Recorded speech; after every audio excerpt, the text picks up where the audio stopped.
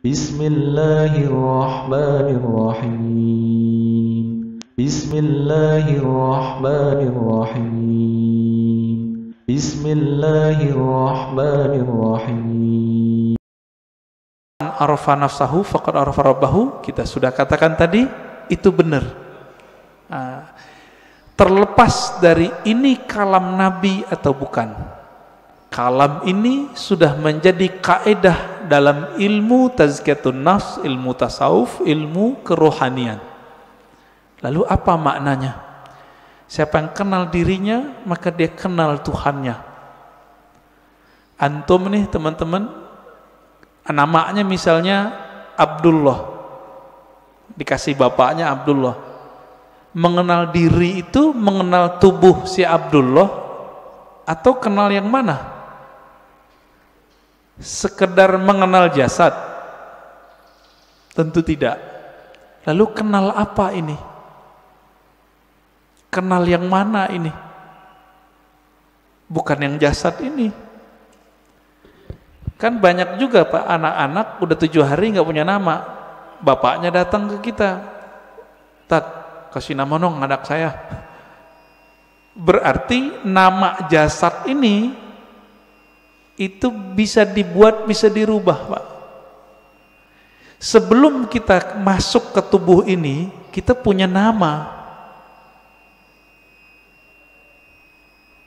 Benar nggak punya nama?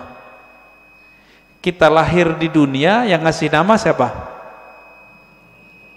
Orang tua, guru. Sebelum kita masuk ke dunia ini, kita di alam ruh. Allah mengatakan, "Alastu birabbikum," bukankah aku Rabbmu? Allah memanggil kum, kamu. Berarti kita ada nama Pak. Cuma nama ini disimpan di dalam dada Rasulullah Sallallahu Alaihi Wasallam. Kita nggak tahu. Ditanyalah oleh orang Bani Israel, orang ahli kitab, "Ya Muhammad, apa itu ruh?" Turunlah ayat, "Yas'alunaka 'anir ruh." Mereka bertanya kepadamu mengenai ruh. Katakanlah, ruh itu urusan Allah. Kamu tidak diberi ilmunya kecuali sedikit. Sedikit di situ, wa ma utitum minal ilmi illa qalila. Sedikit menurut siapa? Menurut saya, menurut Nabi, menurut Bani Israel, atau menurut Allah?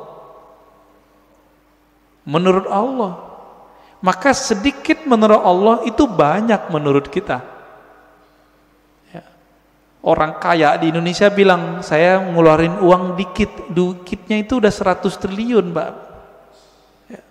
Apalagi raja di raja alam semesta ini, Rabbul Alamin, Allah Subhanahu wa ta'ala. Ilmu ini disimpan dalam dada Rasulullah. Ada sahabat yang dikasih tahu, ada yang tidak. Maka Nabi itu bisa ngerti Pak, dengan izin Allah. Ada orang nih jihad, kayaknya paling kuat, kayaknya paling banyak bunuh musuh, tapi Nabi mengatakan finnar, finnar, masuk neraka, masuk neraka. Kenapa? Nabi tahu namanya sudah ada di neraka, nggak dihapus dari neraka. Ternyata benar, orang ini beramal cuma dengan fisiknya, ruhnya tidak beramal. Ruhnya gak beramal Pak. Jadi ketika disebut siapa yang kenal dirinya, maka kenal Tuhannya. Diri yang fisik, yang mengenal diri fisiknya, dia baru mengenal perbuatan Allah. Disebut ma'rifatul af'al, mengenal perbuatan Allah. Ajaib gak kelahiran manusia? Penciptaan manusia ajaib gak? Ajaib Pak. Kok bisa-bisanya ada makhluk hidup di perut seorang perempuan? Itu ajaib itu. Saya mau tanya nih yang udah nikah, yang punya anak, itu antum yang menciptakan anak? Atau cuma sebab doang? Ya, bikin doang ya. Tapi kita nggak yang gedein, yang mengembangkan biar kasih tulang, enggak. Ya, coba tanya sama yang udah pernah hamil. Ibu-ibu yang udah hamil tanya, ajaib itu. Maka mengenal diri yang fisik mengantarkan kepada ma'rifatullah level 1. Apa itu? Ma'rifatul af'al, ma'rifatu af'alillah, mengetahui perbuatannya Allah Subhanahu wa ta'ala. Itulah yang dibahas dalam surah Al-Mu'minun itu. Ya, ayat 11 ya. Begitu juga di surat Ar-Rum ya, sebelum ayat tentang pernikahan itu kan tentang penciptaan kita semua. Dari nggak ada jadi ada, dari tanah kok bisa jadi hidup, kok tiba-tiba bisa melawan kepada Allah. Itu dia, namanya ma'rifatu fi'lillah. Jadi kalau ada ahli biologi, ahli ilmu-ilmu eksak tidak mengenal Allah lewat ini, lewat dia, berarti dia tersesat, nggak mengenal Allah. Itu satu. Diri yang fisik. Nah, kita punya diri yang disebut dengan nafs tadi. Jadi nafs itu sendiri artinya ada nafs fisik, ada nafs jiwa. Orang kita nyebutnya sukma, perasaan. Nah, itu masuk di situ. Yang bilang saya emosi, nah itu dia. Saya jatuh cinta, ada itu. Seneng, sedih, itu masuk ke si nafs ini. Yang nafsunya besar, yang nafsunya kecil, penakut, pemberani, itu si nafs. Nah, punya nggak nih? Punya ya? Punya kita. Inilah yang dikatakan di Quran, wa man nahan nafsa anil hawa fa innal jannata hiyal ma'wa. Yang mampu menahan, mengendalikan nafs jiwanya, maka dia dapat surga. Nah, ini ma'rifat apa nih? Ini masih sama, ma'rifatu fi'lillah, perbuatan Allah, cuma perbuatannya yang tidak tampak secara fisik. Jadi perbuatan Allah ini kan ada yang tampak secara fisik, ada yang tidak tampak. Ini masih sama. Ilmu untuk memahami ini disebutlah ilmu tazkiyatun nafs. Jadi tazkiyatun nafs itu baru cabang dikit dari tasawuf. Karena orang alergi dengan ilmu tasawuf, nggak mau mereka nyebut istilah tasawuf. Takut ditinggal jamaah. Kalau ustadz udah takut sama jamaahnya, terus jamaah takut sama siapa dong? Ya. Kalau si ustadz udah bergantung kolbunya kepada jamaah, lalu jamaah bergantung kolbunya sama siapa? Jadi kalau ada di antara antum yang ustadz, dai, jangan dai ngikutin murid, jangan guru ngikutin selera murid, murid yang ngikutin guru. Gitu seharusnya. Kalau enggak, itulah yang Nabi lakukan. Nabi enggak diikuti oleh ahlu Mekah, maka beliau berhijrah. Berhijrah beliau. Menjaga idealisme seorang guru. Nah, ini perlu, Pak. Itu diperlukan ma'rifat yang ketiga, mengenal diri yang qalbiyah, diri kolbu. Yang mengenal diri kolbu, nah, kolbu kita, nah, di kolbu ini kalau nafsnya rusak, dia ngefek ke kolbu. Nafsnya nih punya karakter bengis, kolbunya hitam. Nafsnya suka bangkang, kolbunya hitam, meradang dia, Pak. Kalau kita meradang mulut, Saryawan bisa menikmati makanan nggak? Nggak bisa. Makanannya kolbu adalah zikrullah, baca Quran, sholawat. Kalau sudah meradang itu kolbu, dibawa sholat nggak enak. Dibaca Quran pun kita mikir, enaknya apa ya baca Quran? Kalau kolbunya lagi rusak, rasain aja Pak sendiri. Zikir, katanya zikir menenangkan jiwa, kok nggak tenang-tenang?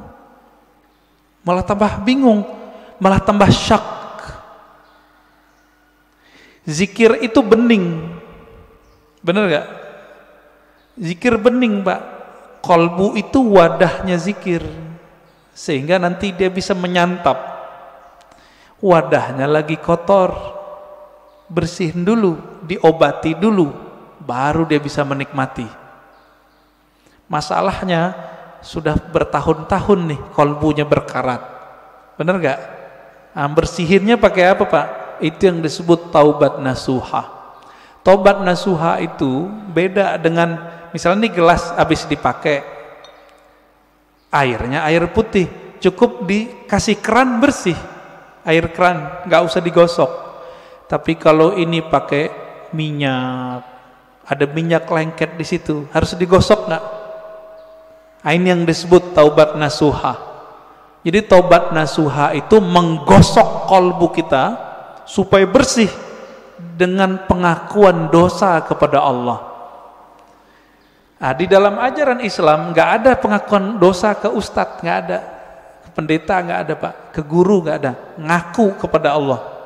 Semua kita kan punya dosa nih, bener Pak? Ada yang nggak punya dosa? Saya cium tangannya Pak. Makanya kita dianjurkan cium tangan anak kecil. Makanya Bapak nggak boleh marahin anak kecil atau ngusir anak kecil dari masjid. Terganggulah. Kenapa? Nabi lagi khutbah Jumat, Hasan Husain datang, turun, diambil, digendong. Lagi sholat, naik ke punggung Nabi, ikut sholat. Keberisikan iya, tapi sekali kita usir dia, nanti anak tuh mikir masjid itu tempat orang-orang galak ya gitu. Benci nanti dia ke masjid Pak. Nah, yang benar diatur. Orang tuanya juga harus perhatian. Nah, Bapak Saudara makan Allah, jika kita sudah sampai mengenal diri si kolbu itu cuma mau satu, asma Allah. Asma Allah ada di Quran, ya, ada di sholawat, ada di zikir. Intinya zikirlah. Semakin banyak kita mengenal nama Allah, semakin banyak makrifat di dalam kolbu. Maka di sini wajib ada kajian Asmaul Husna Pak. Udah ada belum? Harus ada Pak di sini. Ntar mati bawa apa? Mati bawa apa ntar? Bawa asma Allah. Jangan bawa nama-nama bapak kita, nggak kepake. Bapak gue kiai, nggak kepake Pak. Saya Ustadz Haji, yang kan nggak dipakai. Habib pun nggak laku Pak dikubur. Bapak ini keturunan Rasulullah, nggak laku dikubur kalau nggak bawa ma'rifat. Malah diragukan, masa keturunan Rasulullah begini, kata malaikat ya. Kalau nanti Rasulullah bawa syafaat mungkin, tapi kan malaikat mungkar nakir ini seperti orang yang jaga depan kantor Pak. Dia nggak mau tahu, yang lewat dia periksa, bener gak? Ah, Bapak Saudara makan Allah, ma'rifat kolbu itu hanya dengan mengenal nama dan sifat Allah. Jadi coba deh di sini dibuat nanti kajian Asmaul Husna yang mateng, bukan yang separuh-separuh, enggak. Jangan, yang mateng kajiannya. Gurunya ahli zikir, bersanad zikirnya kepada Rasulullah. Insya Allah Pak enak ngajinya. Kan banyak nih, carilah ya, semoga ketemu nanti. Asma sifat. Nah, ma'rifatus sifat itu masih bagian dari kolbu, paling dalam. Dia udah masuk ke dalam sirnya kolbu. Kan kolbu ini dia ada bagian-bagiannya Pak. Kolbu itu disebut ada fuad. Ada yang disebut dengan lub. Inti dari kolbu disebut lub. Nah, rahasia yang ada di dalam inti kolbu itu disebut dengan sir. Maka disebutkan dalam Al-Quran, Allah ya'lamu sirra wal akhfa. Allah mengetahui yang sir, yang tersembunyi, bahkan yang akhfa, yang samar. Nah, itu ketahuan oleh Allah SWT. Nah, di mana kesimpannya itu? Itu di dalam kolbu paling dalam, paling dalam. Kita ini semua dulu kan pernah ketemu Allah. Memori itu kesimpan di situ, Pak. Ada yang ingat nggak? Nggak ada yang ingat ya? Bener. Makanya Allah utus Rasul. Supaya apa? Memantik sir supaya dia kemudian kembali muncul. Ketika muncul sir itu bernama zikir. Ketika dibahasakan dia bernama ma'rifat. Ma'rifat itu ungkapan pengenalan si hamba kepada Allah Subhanahu wa ta'ala. Bapak nih pernah ketemu dengan seseorang dulu, kesimpan nggak di memorinya? Kesimpan. Ketemu seseorang yang berkesan. Apanya yang berkesan? Parfumnya. Nanti kita ketemu parfum yang sama, itu teringat Pak wajahnya. Itulah sebabnya jika ada orang benar teknik berzikirnya, bersambung sanad zikirnya kepada Rasulullah SAW, lisannya menyebut, akalnya memaknai, kolbunya merenungi, ruhnya merasakan, nangis dia saat itu. Seperti orang pulang kampung. Pertama orang pulang kampung habis merantau, rasanya gimana? Terharu, Pak.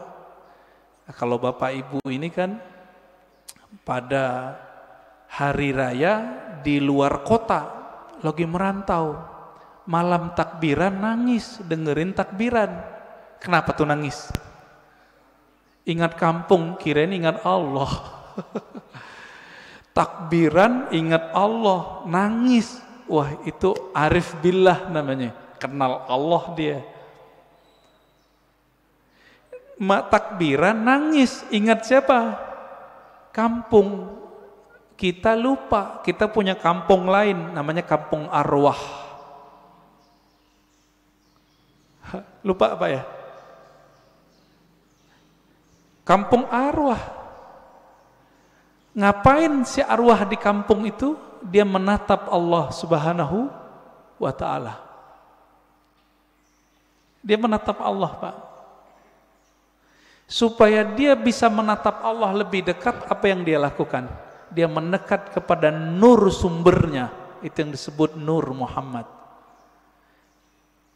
Jadi dulu itulah yang dikatakan oleh Nabi, kuntu nabiyan, aku sudah jadi nabi, Adam belum dicipta, udah jadi nabi di alam ruh. Makanya roh-roh itu mendekat semua kepada Rasulullah supaya bisa tetap dekat memandang Allah Subhanahu wa ta'ala. Itu Pak maknanya. Itu kalau kita punya ruh yang bercahaya, pasti rindu ingin mengenal ilmu ini. Pengen mengenal ilmu ini. Itu yang bikin orang nangis, nangisnya permanen, Pak. Tangisan itu yang bisa memadamkan api neraka. Kalau tangis yang malam takbiran tadi enggak. Itu mah tangis pulang kampung. Mau pulang gak ada duit. Atau kayak tahun-tahun ini kan mau pulang kena Covid. Dompetnya Pak kena Covid. Nggak bisa pulang, nangis. Itu nangis apa? Teringat kampung fisik. Jadi jika orang bisa nangis karena ingat kampung fisik, kampung badan ini, teringat orang tua zahir, apalagi jika dia teringat dengan orang tua rohaninya. Sering dengar nggak istilah Nur Muhammad? Ya, masih ingat? Disebut apa? Nur Muhammad itu Abul Arwah, bapaknya sekalian roh. Maka ketika roh itu rindu ke siapa? Dia rindu sama ayahnya. Itulah kenapa kalau solawat jadi wajib dalam solat. Allahumma salli ala Sayyidina Muhammad. Ini orang malah debat, nggak boleh pakai Sayyidina, boleh pakai Sayyidina. Itu mah debat biasa itu. Kolbunya, ruhnya rindu nggak kepada Rasulullah? Nah, kalau sudah sampai ke sana, dia sudah sampai ke ma'rifatur ruh. Mengenal ruh dari mana dia berasal. Dulu dia bersama siapa. Ini kabar gembiranya Pak. Ruh kita ini dulu ngapain di sono, sekarang diulang aktivitasnya. Kalau dulu Bapak di sono suka mendatangi Nabi, suka mendatangi orang yang dekat dengan nur Nabi itu, maka sekarang Bapak pasti suka dengerin pewaris-pewaris Nabi. Pasti cinta sama zuriat Nabi. Orang-orang yang dulu mencintai Rasulullah di sana, di alam ruh itu, dia cinta kepada nur Nabi. Maka Allah kasihlah dia fisik di dunia bernama Habib atau ulama, dua aja. Habib atau ulama. Jadi kenapa Habib terlahir sebagai Habib, Kiai sebagai Kiai, Gus sebagai Gus, Ajengan sebagai Ajengan? Karena dulu nurnya mengagumi nurnya Nabi sallallahu alaihi wasallam. Itulah makna hadis al-arwah junudun mujannadah, hadis sahih Muslim. Ini syarahnya jarang orang menjelaskan ini. Roh itu dia berbaris-baris seperti tentara. Dulu nih Bapak kalau dibukakan pintu kolbunya, itu bisa lihat Pak, dulu kita seperti ini di sono, ngumpul Pak seperti ini. Bapak kenapa sebut masjid ini Masjid Nabawi? Karena merindukan Nabi sallallahu alaihi wasallam. Semoga para pewakaf, pendiri, pengurus diberkahi oleh Allah, diberi rindu kepada Rasulullah. Bahkan sebelum wafat Allah kasih mimpi ketemu Rasulullah sallallahu alaihi wasallam. Amin. Pasti bisa Pak. Rasulullah kan nggak mati beliau, cuma pindah alam. Kalau kita bisa mati sebelum mati, bukan bunuh diri loh Pak ya. Mati sebelum mati itu apa? Mampu memilah ini alam jasad, ini alam pikiran, ini alam kolbu, ini alam ruh. Mampu dia berzikir, bertahan, bisa dia ketemu Rasulullah sallallahu alaihi wasallam. Bisa Pak. Dulu Sayyid Muhammad Alawi Al-Maliki kalau mau ngapa-ngapain itu nanya sama muridnya, masih hidup, saya nggak usah sebut namanya, kalau disebut ntar jadi orang mengkultuskan beliau nanti. Orang kita Pak, Jawa Tengah kalau nggak salah ya, Kiai Fulan, bertanya ke beliau, bocah ya waladi, kira-kira begitu ya, anakku, coba tanya ke Nabi, saya mau melakukan ini, beliau restu nggak? Itu yang minta siapa? Sayyid Muhammad, keturunan Rasulullah sallallahu alaihi wasallam, hafal banyak hadis. Muridnya pakar mimpi ketemu Rasulullah, karena sholawat nggak berhenti beliau, sholawat aja terus. Maka Bapak Ibu saudara makan Allah, jika ingin bertemu Rasulullah, sholawat terus. Terus itu apa ujungnya? Ujungnya mati. Jadi kalau belum mati jangan berhenti. Dijamin Pak, pasti. Kenapa? Hadis jaminannya jelas. Man shalla alayya sallallahu alaihi asyara marat. Yang salawat kepadaku, Allah salawat kepadanya 10 kali. Saya mau tanya nih, ini 10 kali menurut kita atau menurut Allah? Coba lihat bahasa Arabnya. Sallallahu alaihi. Allah bersolawat kepadanya 10 kali. Berarti menurut Allah atau menurut kita? Kita ini Pak cukup dapat 1 salawat dari Allah pasti masuk surga. Salawat disertai rahmat, masuk surga. Kalau 10 ketemu Rasulullah sallallahu alaihi wasallam, ketemu Rasulullah pasti. Maka Nabi mengatakan, ini garansi Rasulullah, orang yang paling dekat kepadaku nanti siapa? Aksaruhum salatan bi, yang paling banyak bersolawat kepadaku. Inilah media kalau mau ketemu Rasulullah. Bisa. Siapa yang bilang nggak bisa ya? Nabi mengatakan nanti di akhir zaman ada Dajjal. Seandainya aku hidup saat itu, akulah hajijun alaikum, akulah pembela kalian. Secara fisik Nabi nggak ada, Pak. Tapi kan pewarisnya ada. Pewarisnya itulah disebut Al-Imam Al-Mahdi. Imam Mahdi, apa kata beliau? Namanya seperti namaku. Nama dalam bahasa Arab ismun.